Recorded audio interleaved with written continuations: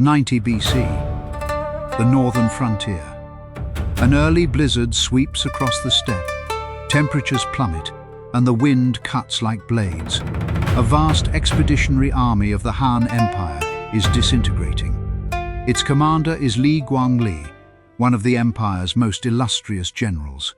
He has led 70,000 elite troops beyond the border, aiming to strike deep into the heartland of the Xiongnu and finish the project that has consumed the life of Emperor Wu of Han, the total destruction of this nomadic power in the north. But the campaign has spiraled out of control from the start.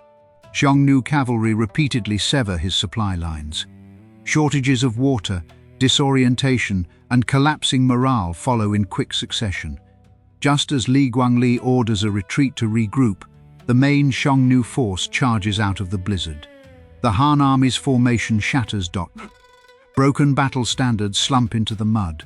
Disoriented horsemen circle helplessly in the swirling snow. The screams of the wounded are swallowed by the wind. Fewer and fewer men around Guangli can still fight. He realizes that if the resistance continues, all 70,000 will be buried beyond the frontier. What happens next turns this defeat into an indelible stain on the military history of the Han Empire. The empire's most senior general unbuckles his sword, walks towards the Xiongnu camp, and surrenders. When the news reaches Chang'an, the imperial capital falls into a deathly silence. This year, Emperor Wu is 66 and has reigned for more than half a century. He has defeated the Xiongnu, blazed a trail into the western regions, and transformed his dynasty from a regional regime into a continental superpower. Yet while Guangli is leading his third campaign against the Xiongnu, a political purge known as the Witchcraft Scourge is tearing through the court and the capital. Empress Wei and Crown Prince Liu Ju both perish in the storm. The Wei clan is almost uprooted entirely. Within a few months, the empire's system of succession collapses, and the Li family, the clan that Guangli represents, is no bystander. They have been fanning the flames. But as the investigation deepens and Emperor Wu begins to suspect the Crown Prince was wronged, the Li family is devoured in turn. When the blizzard swallows his defeated army, Guangli is not simply choosing between life and death. To return to Chang'an means facing torture by ruthless officials and the destruction of his family. He chooses to surrender to the Xiongnu.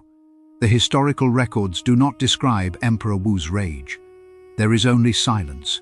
A 66-year-old man who has spent his entire life winning has, in the end, been defeated by his own people. The general collapses on the frontier. The emperor sits deep inside his palace, confronting the wreckage he has created with his own hands. This is not a story about a decadent ruler destroying an empire. Emperor Wu was never a decadent ruler. It is the story of a great emperor devoured by his own greatness. An empire does not fail on a single sudden day. It fails because after too many years of victory, it is finally crushed by the accumulated costs it has imposed on itself. And the seeds of all this had been sown 10 years earlier. Back then, the two great families were merely currents swirling beneath the surface, and the empire's expansion was still writing chapters of triumph. 101 BC, the Jade Gate Pass. An army returns from the western regions. Behind tens of thousands of soldiers stretches a long column of horses and camels laden with Fergana's legendary blood-sweating steeds and the treasures of Dayan. The commanding general, Guangli, has just turned 30. He has fought bitterly beyond the pass for 4 years, covering a round trip of more than 13,000 kilometers, paying a price of tens of thousands of lives, and finally achieving victory. Now he brings his triumphant arrogance back to the homeland, inside the pass. Guangli is enfeoffed as the Marquis of Haxi, with a stipend estate of 8,000 households, elevating him into the ranks of the marquises of 10,000 households, the empire's highest aristocracy. At this moment, it is not just Guangli who has reached the pinnacle of life. Emperor Wu and his empire have also reached their zenith. The territory of the Han Empire has expanded from less than 3 million square kilometers when Emperor Wu took the throne to more than 5 million square kilometers, pushing out in all four directions. The Xiongnu are in retreat. Nanyu and Minyu have been annexed. Weiman Hosian has been destroyed. The southwestern tribes have submitted. The Great Wall of the Han now stretches from the shores of the Bohai Sea to the Hexi Corridor. Han merchant caravans travel to the western regions, Central Asia, and even as far as Sasanian Persia. But for every step the empire advances, the cost of holding that step multiplies. Armies need grain and fodder. Frontier commanderies need garrisons. The oasis city-states of the western regions need rewards and intimidation. Newly conquered lands need counties, officials, and bureaucrats. The empire is expanding, yet the expansion is consuming the empire's very foundations. These are the early symptoms of imperial overstretch. The empire has promised more than it can sustain. But at this moment, the symptoms are still faint. Victories continue. Generals are still being ennobled. Families are still rising. No one can read the future bill in a string of triumphs. As Li Guangli kneels in the great hall of Weiyang Palace to receive his rewards, everyone present seems to glimpse, through a haze, a scene from almost 20 years earlier. Wei Qing and Qubing returning from their great campaigns to receive their own enfeoffments. Let us look at how the Wei family, often regarded as the paragon of imperial in-laws across millennia of Chinese dynastic rule, marched into the center of power. One day, in 139 BC, the young Emperor Wu visits the estate of his elder sister, Princess Pingyang. The princess, as is customary, has arranged a musical performance. Among the singing girls is a young woman surnamed Wei, named Zifu, of the humblest origins. Her mother is a slave in Princess Pingyang's household. She herself works as a singing girl, ranked almost at the very bottom of Han's social strata.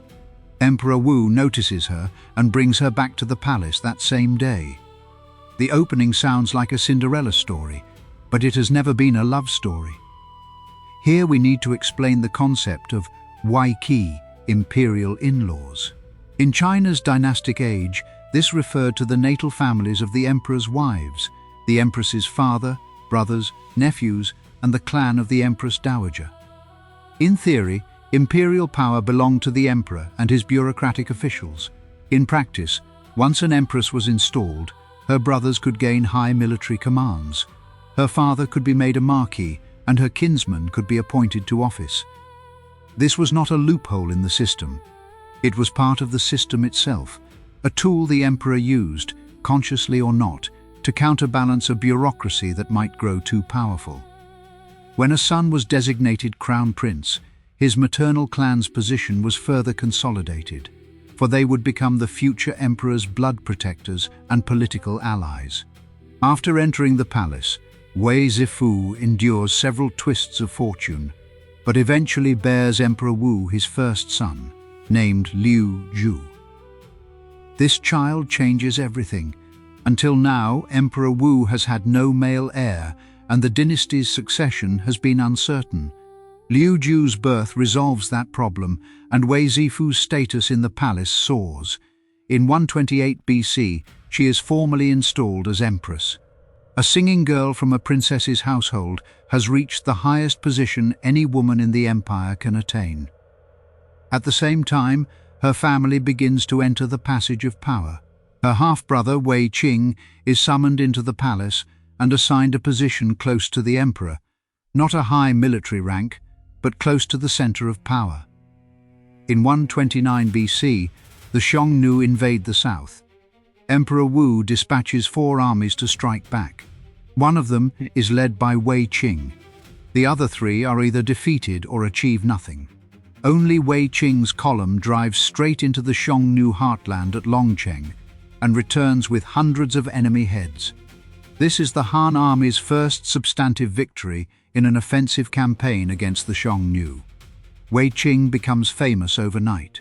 Over the next decade, he conducts 7 expeditions beyond the frontier, rising from a former mounted slave to the empire's supreme military commander.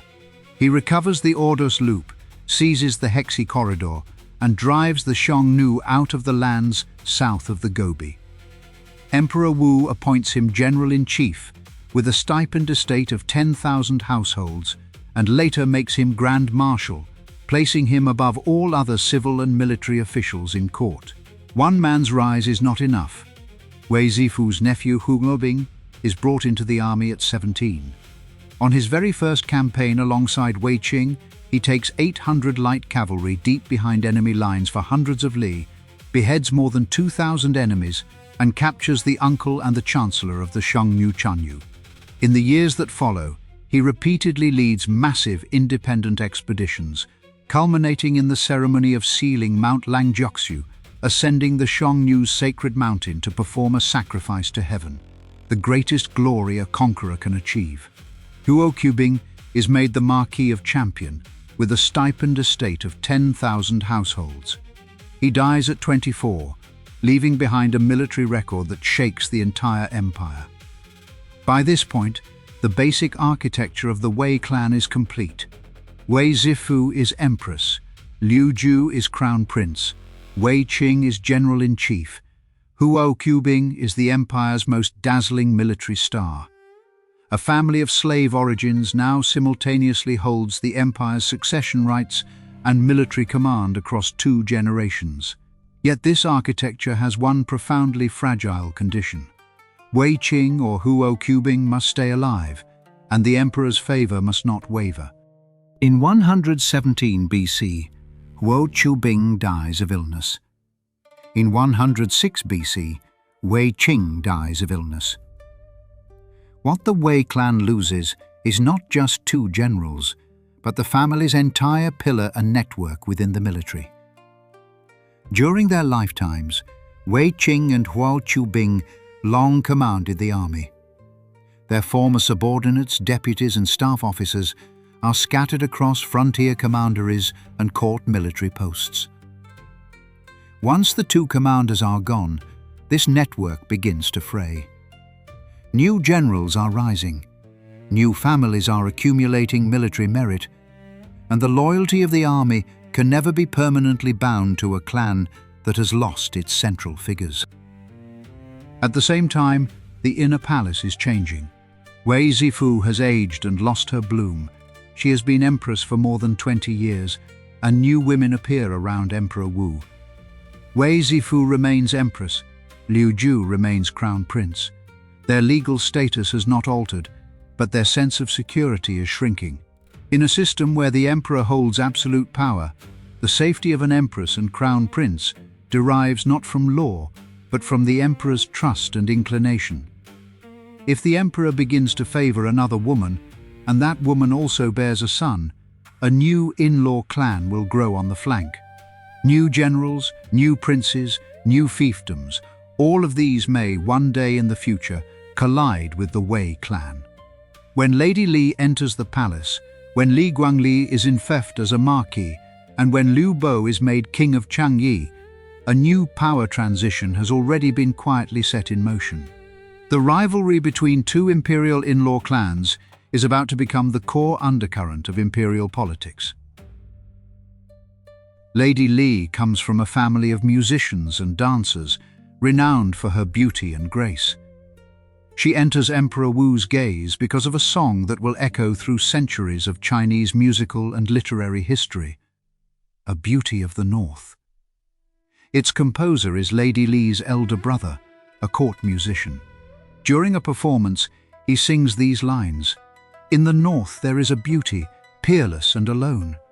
A single glance from her could topple a city. A second glance could topple a state." When Emperor Wu hears it, he asks if such a person really exists. Princess Pingyang, standing nearby, says that Li Yanyan's younger sister is just such a woman. Lady Li is summoned into the palace. She soon becomes pregnant and gives birth to a son, named Liu Bo, who is later infeft as the king of Changyi. On the surface, Lady Li's story looks identical to that of Empress Wei. A lowly background, entering the palace through song and dance, gaining favor, bearing a son, and having her son made a king. Even the detail of Princess Pingyang playing matchmaker is identical. The princess seems to specialize in finding women for her brother, and her eye is terrifyingly accurate. But the resemblance ends there. There is one fundamental difference between Lady Li and Wei Zifu. Wei Zifu's son, Liu Ju, is made crown prince, while Lady Li's son, Liu Bo, is merely the king of Changyi. This difference determines the ceiling for the two families. The family of an empress and crown prince has a future. The family of a favored consort and a princely king has only the present. And the present depends on the emperor's affection, which will inevitably fade. Lady Li understands this perfectly. This is not speculation. A key episode recorded in the histories proves her clarity. When she falls gravely ill, Emperor Wu comes in person to see her. Lady Li pulls the bed covers over her head and refuses to let him see her face. She says her sickly appearance is not fit for the emperor's eyes, and she only begs that after her death, he will care for her son and brothers. Emperor Wu demands again and again. She refuses again and again. The emperor, displeased, leaves. Her attendants are terrified and ask why she would offend the emperor so gravely. Lady Li replies, "I come from lowly origins and won the emperor's favor through my looks. The reason he has always been so attached to me is that he remembers me as I used to be. If he sees my haggard face now, all his good memories will be destroyed. By refusing to let him see me, I make sure he remembers my beauty, and that way he will continue to look after my family after I am gone." Around 100 BC, Lady Li dies, probably not yet 30 years old. Emperor Wu is deeply grieved by her death and buries her with rites befitting an empress. Her tomb is chosen beside the Mao mausoleum that the emperor is building for himself. He has her portrait painted and hung in the Ganchuan Palace, and he often stares at it lost in thought. There is also a legend that he later invites a Fangxi, a ritual master, to summon Lady Li's spirit for a final meeting. The truth of that story cannot be verified, but it at least suggests that in the emotional memory of the aging emperor, Lady Li occupies a special place. Even more critical are the political arrangements. Li Guangli continues to be entrusted with high command and twice leads armies against the Xiongnu. Liu Bo's position as king of Changyi is secure, his fiefdom is rich, and his treatment is generous. The Li clan does not leave the stage because of Lady Li's death. On the contrary, because she dies at exactly the right moment, they gain an extra period of protection, sustained by the emperor's nostalgic longing. But the Li clan understands that this protection has an expiry date. Emperor Wu is no longer young. He turns ever more frequently to elixirs and prayers, falling increasingly into a fear of death. What will happen between an aging emperor gripped by that terror and his potential heirs is the most dangerous question of the dynastic age. When Liu Ju is made crown prince, his father, Emperor Wu, is 29. From that day onward, Liu Ju's identity is the future emperor of the empire. He waits for more than 30 years. He waits so long that he even lives to see the birth of his own grandson. In the Han Imperial system, the crown prince is the formally invested heir to the throne, with his own palace, staff, guards and tutors, and a clearly defined legal status. In theory, when the emperor dies, the crown prince becomes the next emperor. But this institutional design has one precondition. The relationship between the emperor and the crown prince must function normally. If that bond fractures, the institution becomes a trap. The higher the crown prince's status, the closer he is to power, the more easily he will be seen as a threat. As Liu Ju reaches adulthood, his character gradually reveals itself. The historical assessment describes him as benevolent, forgiving, gentle, and cautious, the polar opposite of his father. Emperor Wu is tough all his life, fond of ruthless officials, a champion of harsh penal laws, and an unrelenting initiator of wars. Liu Ju, by contrast, inclines towards lenient governance and repeatedly advises his father to reduce punishments and cut back on military campaigns. Emperor Wu does not take his advice, but neither does he depose the crown prince because of it. Here a subtle political tension emerges. The father is the architect of imperial expansion. The son might become the restorer who gives the empire time to heal. In the logic of normal dynastic succession, this is even a reasonable pairing. One generation conquers the realm, the next generation conserves it. But the more practical issue is factional division within the court. Officials who back Emperor Wu's expansionist line cluster on one side. Many of them come from the ranks of the harsh, cruel officials and owe their power to the emperor's trust. Around Liu Ju, on the other hand, gathers a group of comparatively moderate ministers and Confucian scholars. The two camps watch each other warily. In the power structure, this is not a clash of ideals. It is a battle for survival. If Liu Ju succeeds to the throne, the cruel officials fear they will be purged. If Liu Ju falls, the people around him will not survive either. Both sides are waiting for the wind to change. That change begins seeping in from the inner palace. Wei Zifu is no longer the only woman beside Emperor Wu. Lady Li enters the palace and bears Liu Bo. Later, there is also Consort Zhao, who gives birth to Liu Fuling.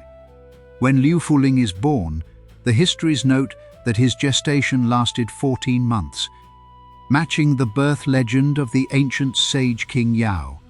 Emperor Wu is delighted and names the gate of Consort Zhao's residence Gate of Yao's Mother. The name is laden with meaning. He may be expressing favoritism towards his youngest son, but the court will inevitably read it as a signal. Liu Ju's position thus becomes even more complicated. He is not fighting a single enemy, but a pervasive miasma of suspicion, compounded by the mounting political pressure from the Li family. His mother, Wei Zifu, has aged and fallen out of favor. His uncle Wei Qing and his cousin Huo Qubing are both dead. The Wei clan's network in the military is growing ever thinner. On the Li side, Li Guangli holds military power. Liu Bo's kingdom is rich, and Lady Li, though dead, is honored in memory. Step by step, they are pressing towards the core of power. The Crown Prince's support base at court is not strong enough, and his father is becoming ever harder to reach. In his later years, Emperor Wu often lives away from Chang'an, traveling frequently and recuperating in detached palaces such as Ganquan Palace. Communication between the Crown Prince and the Emperor must pass through intermediaries, officials, eunuchs, attendants. Messages are filtered, tones are translated, intentions are guessed. By this stage, the tragic architecture of Liu Ju's fate is largely complete. He is no usurper, no rebel. He has been the Crown Prince for more than 30 years, waiting for the Emperor to die, waiting for a normal transfer of power. But in the logic of absolute monarchy, waiting itself can be a crime. The Emperor is old and suspicious. The Wei clan's influence is in decline. The Li clan watches hungrily from the flank. The communication channels between the mother, the son, and the Emperor are narrowing. And at this very moment, a political investigation is spreading through Chang'an. The trigger is pulled in 92 BC. The son of the serving Grand Chancellor is thrown into prison for misappropriating a colossal sum of military funds. To save his son, the Grand Chancellor secures a pardon by undertaking to apprehend a major fugitive, and he succeeds. However, the captured fugitive submits an appeal from prison, accusing the Grand Chancellor's son not only of adultery with a princess, but also of burying figurines beside the Imperial Expressway to curse the reigning emperor with black magic. An enraged Emperor Wu orders a thorough investigation. In the spring of 91 BC, the Grand Chancellor and his son are executed, and their clan exterminated. The calamity spreads fast. Empress Wei Zifu's two daughters and the sons of the late General-in-Chief Wei Qing are also implicated and killed in the case. This Grand Chancellor is married to the elder sister of Empress Wei Zifu. The annihilation of his household becomes the first fatal blow against the Wei in-law faction. The Empress and Crown Prince Liu Ju watch their core pillars at court begin to collapse. The purge of the Grand Chancellor's case pushes Emperor Wu's fear of witchcraft to its zenith and plunges the entire city of Chang'an into terror. At this moment, a favored courtier who bears an old grudge against the Crown Prince feels a deep sense of dread. He fears that once the Emperor dies and the Crown Prince succeeds, he will certainly be liquidated. To save himself, he decides to strike first, exploiting the witchcraft panic that now pervades the court and the capital. At this critical juncture, Emperor Wu falls ill and leaves Chang'an to recuperate at the Ganquan Palace. The favored courtier seizes the moment to suggest that the Emperor's illness is caused by someone in the palace using sorcery to curse him. The already deeply suspicious Emperor Wu believes him and appoints him as an emissary with full powers to investigate. A massive witch hunt unfolds across Chang'an. The investigators begin by searching the quarters of out-of-favor concubines in the rear palace, then gradually steer their target towards the very core of the empire, the palaces of the Empress and the Crown Prince. Under Han law, a charge of witchcraft does not require direct evidence. As long as someone discovers buried figurines or written curses in a convenient spot, the material can serve as the basis for conviction. Moreover, the Emperor is now recuperating in Ganquan Palace, and all investigative findings are relayed to him through the emissary. The Emperor cannot see the accused defend themselves. The accused cannot clarify their case face to face. The investigators hold enormous power to filter information. In this structure, the direction of the investigation is determined not by evidence, but by whomever the investigators wish to target. When they search the Crown Prince's palace, the wizards brought by the investigators publicly excavate wooden curse figurines and silk scrolls written with treasonous words right inside the palace grounds. Crown Prince Liu Ju is now trapped. He cannot prove his innocence. Emperor Wu is far away in Ganquan Palace. Communication is severed. Liu Ju sends messengers to inquire about the situation, but they are intercepted or brushed off and cannot even enter the palace gates. Who orchestrates all of this? The historical record offers no outright statement, but virtually every traceable thread points towards the same dark hand, the Li clan. Emperor Wu is aging. The succession issue cannot remain suspended forever. If the Li family wants to advance further, they must wait for Liu Ju to fall. The witchcraft case hands them the opportunity. According to the records, the new Grand Chancellor put in charge of the witchcraft investigation is linked by marriage to Li Guangli. Their children are betrothed. The two have privately discussed the matter of promoting Liu Bo as Crown Prince. Once the witchcraft case erupts, the direction of the inquiry gradually spreads from the rear palace into the wider court. The Li family and their political allies exploit this window to steer the flames towards the Wei clan and the Crown Prince's supporters. A batch of officials connected to the Wei are swept into the investigation, arrested and killed. This is both a purge of rivals and a clearing of the path for Liu Bo. The long-simmering covert war between the Wei and Li clans now finally turns, under the banner of witchcraft, into an open slaughter. It is against this backdrop that the fire ultimately reaches the Eastern Palace. Their objective is not to uncover the truth, but to manufacture a fait accompli. Crown Prince Liu Ju realizes that if he surrenders meekly, what awaits him is likely conviction, deposition, or even death. History shows that deposed crown princes rarely meet a peaceful end. In fear and desperation, Liu Ju decides to strike back. He assembles the guards of the Crown Prince's palace, issues a forged Imperial edict declaring the investigators to be rebels, personally beheads the courtier who framed him, and leads his forces in an attack.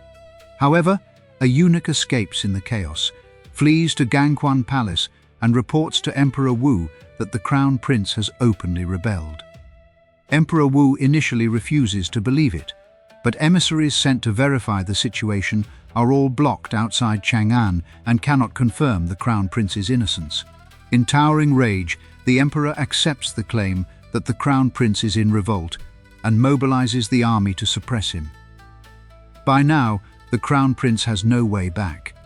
He releases prisoners and arms the populace, assembling an ad hoc army of tens of thousands. In the streets of Chang'an, a bloody battle erupts between his forces and the regular troops led by the Grand Chancellor, who is backed by the Li family. The fighting lasts 5 days. Tens of thousands are killed or wounded. The flourishing capital becomes a battlefield. In the end, the Crown Prince's army is no match. His forces collapse utterly. Crown Prince Liu Ju flees Chang'an. His mother, Wei Zifu, the empress for 38 years, commits suicide inside the palace. Not long afterwards, Liu Ju takes his own life while being hunted. The Wei clan vanishes from the imperial power structure in a matter of days. The Crown Prince is dead. The Empress is dead. The Crown Prince's children are dead, and officials who supported him are purged en masse. A family that once simultaneously controlled the empire's succession and its military command plunges from the pinnacle into the abyss in just 5 days. The Witchcraft Scourge morphs from an investigation into a purge, and from a purge into an act of self-destruction. In its later stages, as the inquiry widens, Emperor Wu begins to harbor doubts.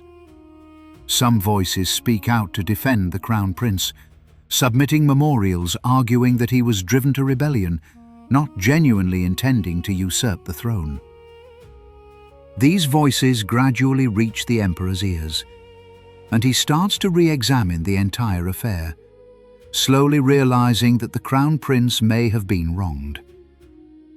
Once the Emperor's attitude shifts, those who had driven the investigation forward turn from meritorious officials into potential criminals.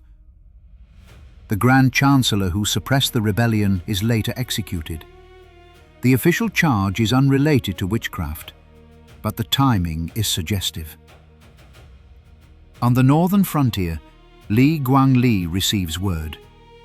His family's political foundations in Chang'an are crumbling. His in-law has been executed, and his allies at court are being purged. The choice he faces is stark. Return after a victory, and he could still face liquidation. Return after a defeat, and he will certainly be punished.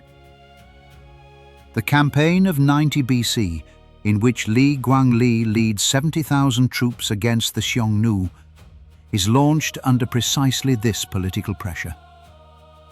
When the news of his defeat and surrender to the Xiongnu reaches Chang'an, the fate of the Li clan is sealed. The same hands that fanned the flames of the Witchcraft Scourge are themselves consumed by the identical storm. The Wei family is annihilated.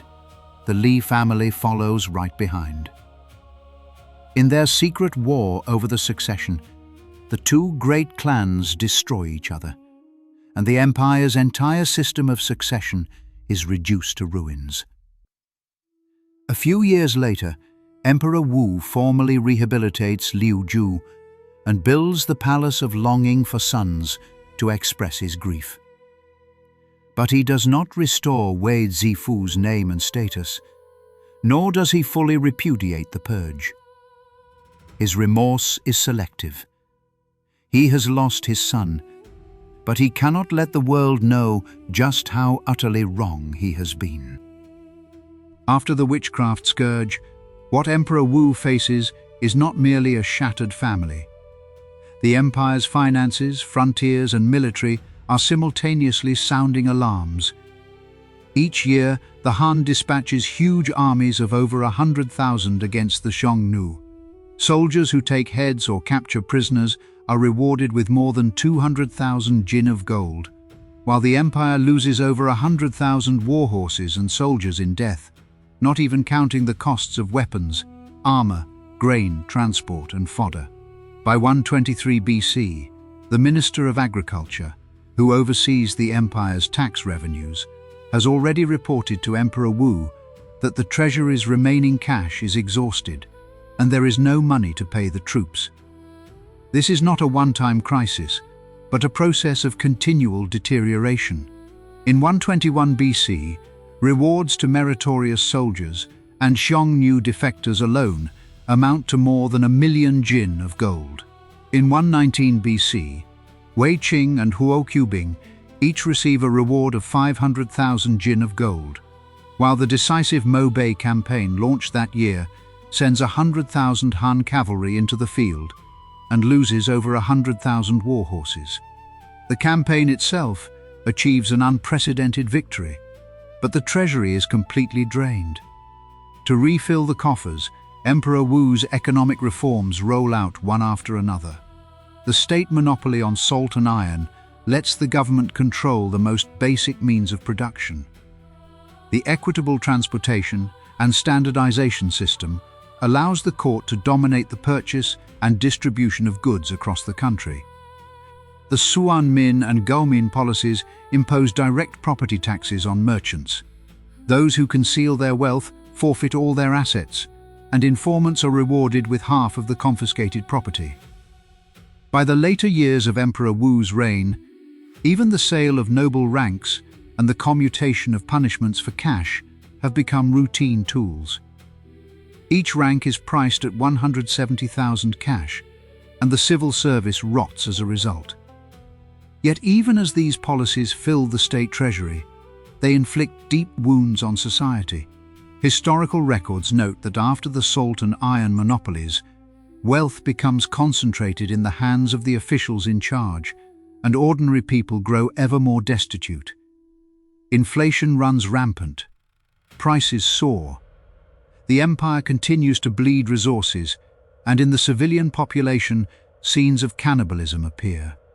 Population figures are the most direct evidence of national exhaustion. Sources record that in Emperor Wu's final years, the state was drained empty, and registered households were cut by half. Scholars estimate that the real population loss under Emperor Wu's reign was roughly 5 million people. The primary causes are excessively heavy military conscription and corvée labor, which drive countless people to flee into the mountains or to place themselves as serfs under powerful households, no longer registering with the authorities. At the same time, the scale of displaced refugees swells enormously. In the fourth year of the Yuanfeng era, there are 2 million displaced people in the Guangdong region alone, 400,000 of whom are entirely unregistered. Refugees and peasant uprisings follow in quick succession. In 99 BC, peasant revolts erupt simultaneously in the regions of Qi, Chu, Anjiao, and Nanyuet. Emperor Wu dispatches his infamous cruel officials to suppress them. But officials and commoners alike are increasingly contemptuous of the law, and resistance keeps flaring up. Even as the empire's external expansion reaches its zenith, its internal structure is coming apart. The twilight of the empire is descending. In 90 BC, the news of Guangli's surrender merely rubs salt into the wound. When the message reaches Chang'an, the court is still debating what to do next. Some advocate continuing the military-agricultural colony at Luntai, establishing permanent garrisons in the western regions, and pushing even further west. Luntai is an oasis city-state in the central western regions, of great strategic importance. Establishing a garrison colony there would mean the empire stationing troops permanently thousands of li from its heartland, farming to sustain themselves, and pushing the frontier out by yet another step. However, Luntai also carries a symbolic charge. During Li Guangli's second expedition to Dayuan in 101 BC, the independent city-state of Luntai holds its walls firm and refuses to supply the passing Han army with provisions. In his fury, Li Guangli storms the city and massacres its inhabitants. Luntai thus simultaneously becomes a footnote to the empire's military zenith and its shame. Emperor Wu refuses. In 89 BC, he issues an edict that posterity will call the Luntai Edict of Self-Reproach. Its core message is this: halt the plan to garrison Luntai, reduce military adventurism on the frontiers, restore agricultural production, lighten the people's taxes and corvée, and allow the state to catch its breath after decades of continuous war. It is an edict of cessation. It does not overturn past achievements, does not repudiate the war against the Xiongnu, and does not proclaim an imperial retreat. Emperor Wu has not become a pacifist. He simply acknowledges a fact.